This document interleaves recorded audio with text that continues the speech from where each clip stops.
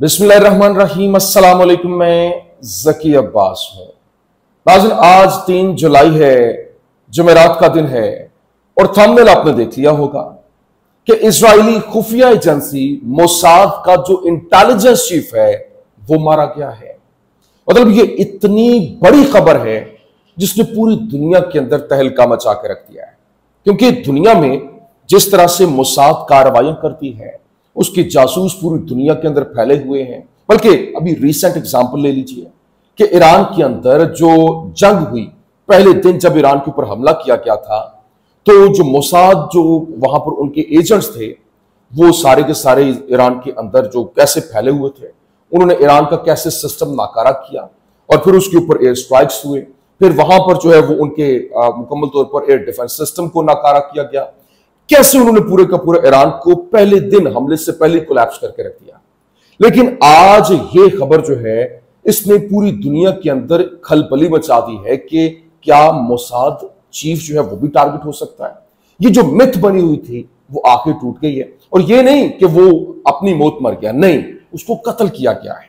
अब किस तरीके से उसको टारगेट किया गया, ये बड़ी अहम तरीन स्टोरी है। और करने में ये भी नहीं कि वहां पर जो है वो अंदर खाते हो गया, नहीं, ये अभी जब मैं आपके सामने रखूंगा कि किस मुस्लिम मुल्क की जानिब से कार्रवाई करते हुए पूरे के पूरे मंजरनामे को बदल के रख दिया गया, वो बड़ी अहम स्टोरी है, ये आपके सामने रखूंगा। और फिर यमन की जानिब से जो तबाहकुन हमला किया गया है, यमन की जानिब से खतरनाक हमले जो है वो जारी हैं और फिर हाइपरसोनिक मिसाइलों के साथ हमला किया गया है। और इसराइल के अंदर जो खलबली मची है, जो कोहराम बपा है, वो मैं समझता हूं कि एक यमन, एक छोटा सा अरब मुल्क जो है उसने यूं कह लें कि इसराइल के लिए मुश्किलात खड़ी करके रखती है। क्यों? क्योंकि जो इसराइल है, ईरान के हमले तो बड़े तगड़े हमले थे, लेकिन अब जो यमन है उसी पेस के ऊपर हमले कर रहा है। और फिर वहां पर उनके बेन गुरियन एयरपोर्ट जो है मुकम्मल तौर पर बंद हो चुका है, क्योंकि वहां पर डायरेक्ट प्रिसीजन अटैक जो है वो वहां पर हुए, हमले हुए, जिसके बाद उनकी जो परवाजें हैं वो भी मुअत्तल हो चुकी हैं। कैसे, ये आपके सामने रखना है। और फिर ईरान की जानिब से बदले का जो ऐलान किया गया, क्योंकि अमेरिका जो है इसराइल एक बार फिर से ईरान के ऊपर हमले की तैयारी कर रहा है और किसी भी वक्त ईरान के ऊपर हमला जो है वो हो सकता है। तो इसी को लेकर बाकायदा तौर पर ईरान की जानिब से तैयारी जो है वो की गई है और समंदर के अंदर जो बारूदी सुरंगें हैं वो बिछाई जा रही है कि यहां से कोई भी जहाज जो है वो फिर अपना हर्म्स जो है वहां से नहीं गुजर सकेगा। ये क्या मामला है, ये तमाम तक details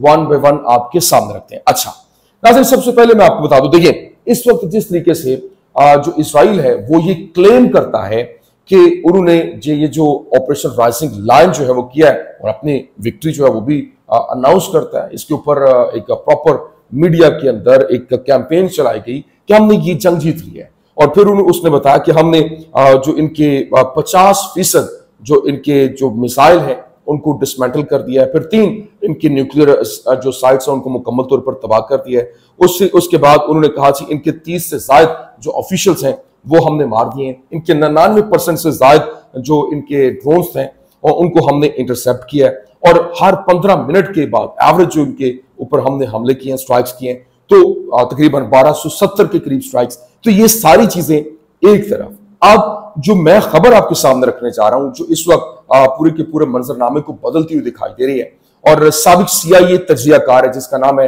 Larry Johnson. Larry Johnson क्या कह रहा है? उसने कहा कि अमेरिका को ईरान को इसराइल को तबाह करने से रोकने के लिए जंग में मुदाखलत करने के ऊपर मजबूर किया गया। आप हैरान रह जाएंगे। मतलब ये साबिक CIA का तज्जियाकार है, वो ये कह रहा है।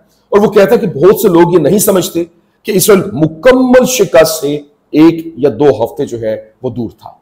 और कुछ कहते हैं, ओ मेरे खुदा, आप सिर्फ ईरानी प्रोपेगेंडा दोहरा रहे हैं। तो कहता है मेरी बात सुनो, इसराइल के पास 2 बंदरगाहें हैं और ईरान ने उन्हें मुकम्मल बंद कर दिया है, हेट ऐसा किया, इसलिए इसराइल जाने और आने के लिए कोई समुद्री ट्रैफिक अब नहीं है। ईरान ने हैफा और अशदुद जो 2 ऑयल रिफाइनरीज हैं वो तबाह कर दिए, जिससे इनकी पैदावार में खलल पड़ा और पेट्रोल की किल्लत जो है वहां पर हो गई है।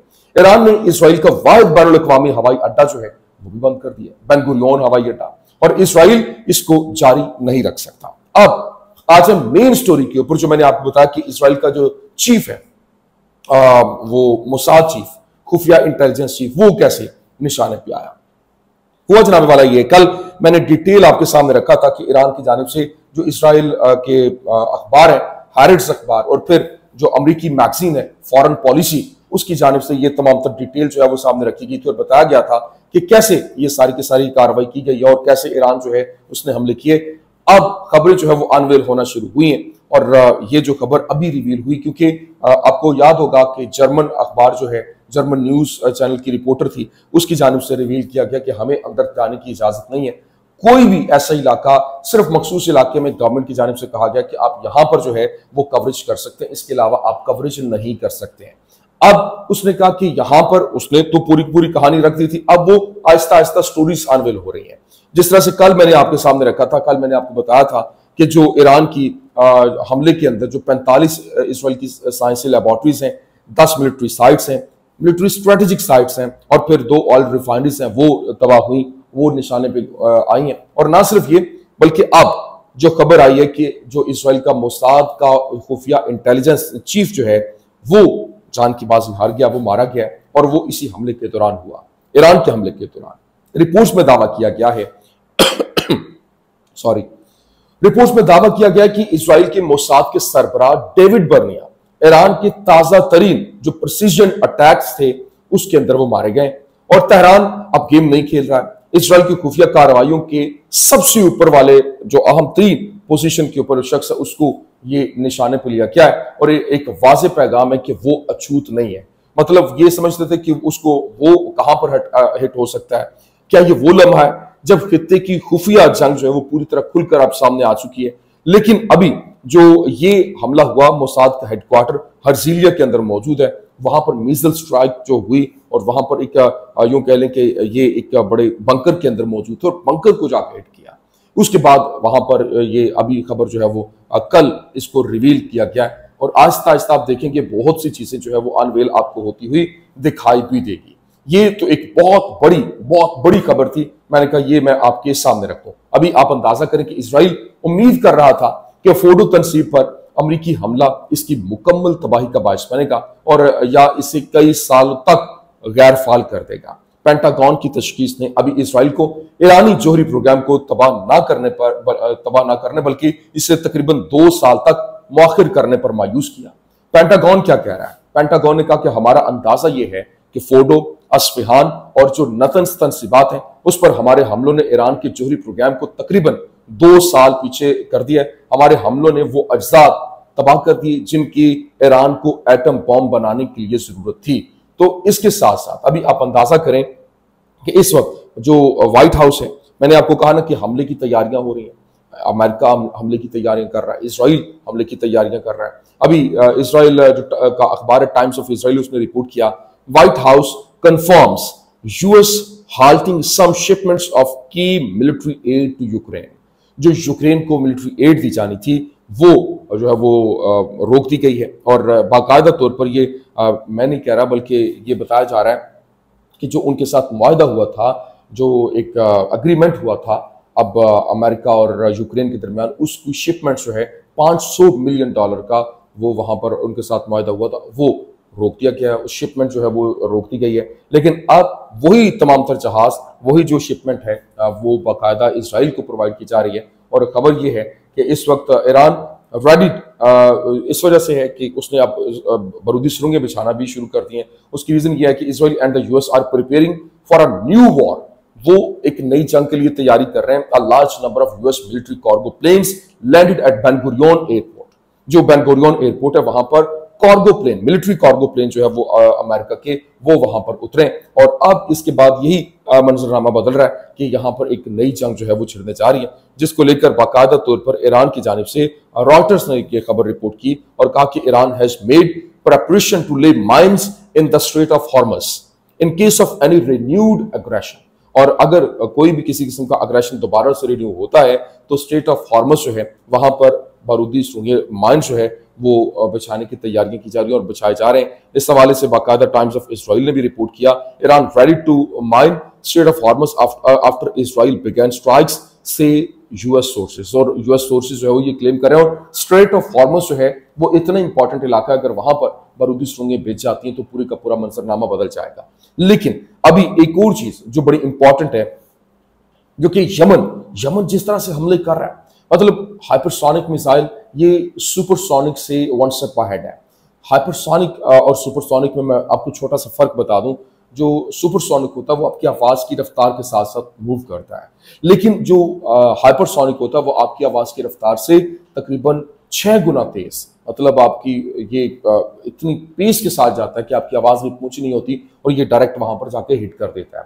तो जो यमन है, यमन की जानिब से जो हमले किए गए, उनके बेन गुरियन एयरपोर्ट जो उनका वाहिद एयरपोर्ट है उसको हिट किया गया और वहां पर जो एयर ट्रैफिक है वो मुकम्मल तौर पर मुअत्तल हो चुकी है। तो मैंने कहा ये भी मैं आपके सामने रख दूं। लेकिन अभी जो खबर सामने आई है कि जिस तरह से जेरूसलम पोस्ट जो है उसने बताया कि यहाँ पर Iran made preparation to mine the strait of Hormuz, जो उसने माइंस ईरान जो है वो बिछा रहा है। इसको लेकर अब जो अमेरिका है उसकी जानिब से चाइना से रिक्वेस्ट की गई है और कहा गया कि जो इसको कोशिश करो कि इस मामले को डील आउट किया जाए और जो ईरान है वो इस तरह की हरकत नहीं करे। अभी क्या रिपोर्ट है, Iran calls on China, Israel calls on China to frame in Iran's military and nuclear ambitious, मतलब एम्बिशन जो उनकी न्यूक्लियर एम्बिशंस हैं उसमें और जो उनको एड प्रोवाइड की जा रही है चाइना की जानिब से वो ना करे, नहीं तो वो आपका हदफ, आप भी उसका हदफ होंगे। लाइक इसराइल वो कह रहा है चाइना को धमकी दे रहा है। आप अंदाजा करें चाइना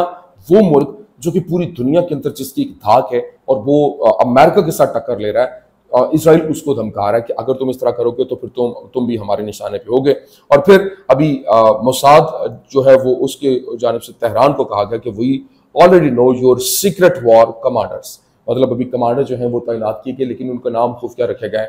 तो उन्होंने कहा कि हमें मालूम है कि कौन कौन कहाँ कहाँ पर क्या क्या कर रहा है, तो ये छुपा हुआ नहीं है। लेकिन अभी जो इम्पोर्टेंट चीज़ ये है कि इस वक्त जो ईरान की जानिब से सफाया जो है वो शुरू कर दिया गया है और जिस तरीके से ईरान की जानिब से बाकायदा तौर पर पुलिस उनकी कमांड है उसने पूरी के तमाम जितने भी इल्लीगल लोग वहाँ पर रह रहे हैं उनको चुन चुन कर मुल्क से बाहर जो है वो वापस उनके मुल्क में डिपोर्ट किया जा रहा है। और ये बताया जा रहा है कि ये बेसिकली इसराइल के साथ कोलैबोरेट करके वहाँ पर कार्रवाइयाँ करने में, तकरीबकारी करने में मुलविस थे। लेकिन अभी हिजबुल्लाह के जो सेक्रेटरी जनरल है शेख नईम कासिम, उनका बयान जो है वो सामने आया, उसमें कहा गया कि इसराइल एक स्ट्रेटेजिक खतरा है और हमेशा तोसी की मनसूबाबंदी कर रहा है और खास तौर पर मुआहदे के बाद इसराइल जारे है और पूरी दुनिया इसे देख रही है। हम जिल्लत की तरफ ले जाने या अपने हथियारों को दुश्मन के हवाले करने को कबूल नहीं करते और इसराइल का उनके अंदरूनी लिबनानी मुआहदे से कोई ताल्लुक नहीं है और इसे इसकी तफसीलात की निगरानी का कोई हक जो है वो नहीं है। लेकिन यहाँ जो हालात बहुत तेजी के साथ बदल रहे हैं और फिर अभी आप अंदाजा करें कि जो इसराइल हायोम है उसकी जानिब से रिपोर्ट किया गया और उसने बताया कि जो इसराइली हमलों के अंदर, ये अखबार है इसराइली अखबार, उसने कहा कि इसराइली हमलों की अवामी तौर पर तो बज़ाहिर तो ये मजम्मत कर रहे थे सऊदी अरब की हुकूमत जो है, लेकिन खुफिया तौर पर वो ईरान के खिलाफ इसराइल के दिफा में उन्होंने मदद की है। ये मैं नहीं कह रहा, इसराइली अखबार कह रहा है, इसराइली हायोम जो उनका अखबार है। और रियाज ने उसने कहा कि रिटार्ड डेटा फ्राहम किया, इंटेलिजेंस का इश्तराक किया और इसराइली तैयारों के लिए शुमाली फिजाई हदूद जो है वो खोल दी, जिससे ईरानी मिसाइलों और ड्रोन्स को रोकने में मदद भी मिली है। तो ये जनाब वाला इस वक्त कुछ अहम तरीन अपडेट्स थी, मैंने कहा मैं आपके सामने रख दूं। उम्मीद करते हैं वीडियो आपको पसंद आई होगी। पसंद आने की सूरत में लाइक कीजिए, शेयर कीजिए और हमारे चैनल को सब्सक्राइब करना मत भूलिएगा। शुक्रिया।